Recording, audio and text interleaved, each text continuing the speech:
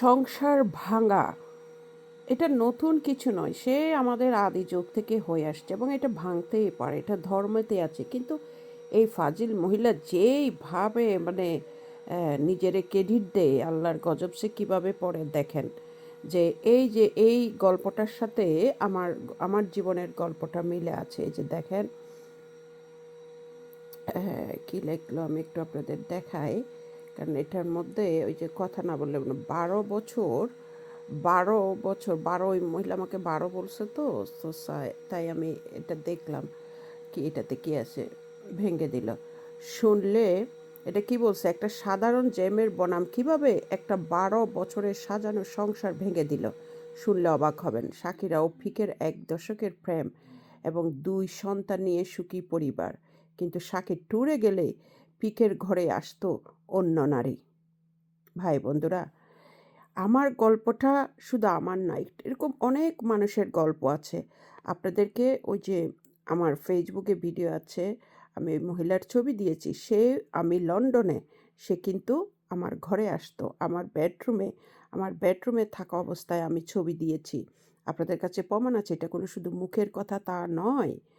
So মানুষ আসলে কিভাবে দেখেন, এই যে তার, হ্যাঁ, সো এই যে দেখেন, দেখেন এরকম একটা আহ, মানে বিশ্বখ্যাত শিল্পী একটা সাধারণ মানুষকে সে উঠাই নিয়ে আসছে ভালোবেসে, ঠিক যেমনটি আমি করেছিলাম।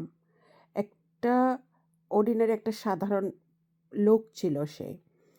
আমার প্রোডাকশনে সুযোগ দিয়েছি নাটক করার জন্য বাংলাদেশে, কিন্তু তার সেরকম চেহারা ছুরুত বা অ্যাক্টিং তো জানতে হবে, তাই না?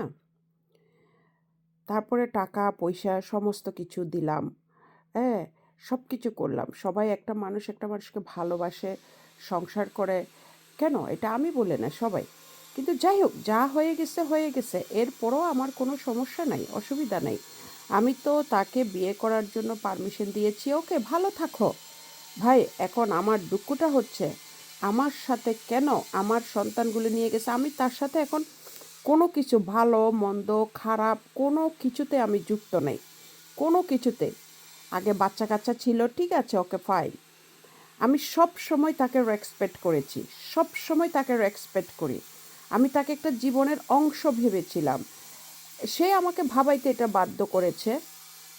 এবং তাকে ফ্যামিলির একটা অংশ ভেবেছিলাম, কারণ যেহেতু আমার বাচ্চা তার সাথে ছিল, হ্যাঁ, আমার বাচ্চা তার সাথে ছিল,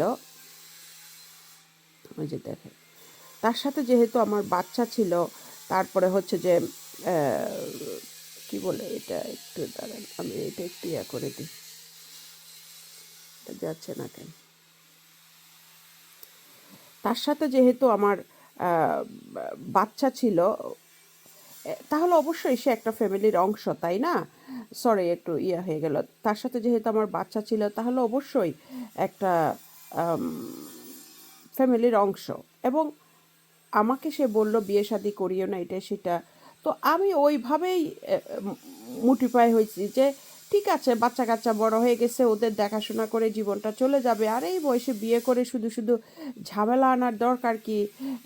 সৎ বাবা টাবা ওইদিকে, সৎ মা এদিকে, সৎ বাবা মরে টরে গেলে একটা হ্যাসেল লেগে যাবে। এগুলোর জন্য আমি আর অত দূর আগাই নাই। বাচ্চা কাচ্চা আছে, ওরাকে আমাকে ফেলে দিবে, দেখবে। আর এই লোকটাও তো আছে, সে দেখবে বলতেছে, ঠিক আছে, ওকে ফাইন। আমি ওইভাবেই জীবনটা চালিয়েছি। তারা যে এত মাস্টার প্ল্যানিং করে রাখছে আমার জন্য, সেটা আমি ভুলেও কল্পনা করিনি। ডিভোর্স হওয়ার পরেও, এত কিছুর পরেও, কষ্ট পাওয়ার পরেও, তারপরে সে দেখি যে আমার বাচ্চাগুলো নিয়ে গেল। নিয়ে গিয়েও আচ্ছা, নিয়ে গিয়েও শান্তি নেই। নিয়ে গেছো ভাই, শান্তি থাকো না, সুখে থাকো না, ভালো থাকো না, বাচ্চাগুলাকে মানুষ করো, লেখাপড়া শিখাও, একটা চাকরি বাকরি দিয়ে দাও, বিয়ে শাদি দাও। সুখে থাকতে কি ভূতে কিলাইনি? আমার জন্য এইটা সেটা, এই প্রবলেম সেই প্রবলেম, এখানে ওখানে, এই কমপ্লেন ওই কমপ্লেন, আমি এইটা করছি ওইটা করছি এইটা করছি। ভাই, আমি করছি বিদায় তো নিয়ে গেছো, তাই না? আমি করলেও করছি, না করলেও করছি, যাও। আমি তো এটা অস্বীকার করি না। আমি করলেও করছি, না করলেও করছি।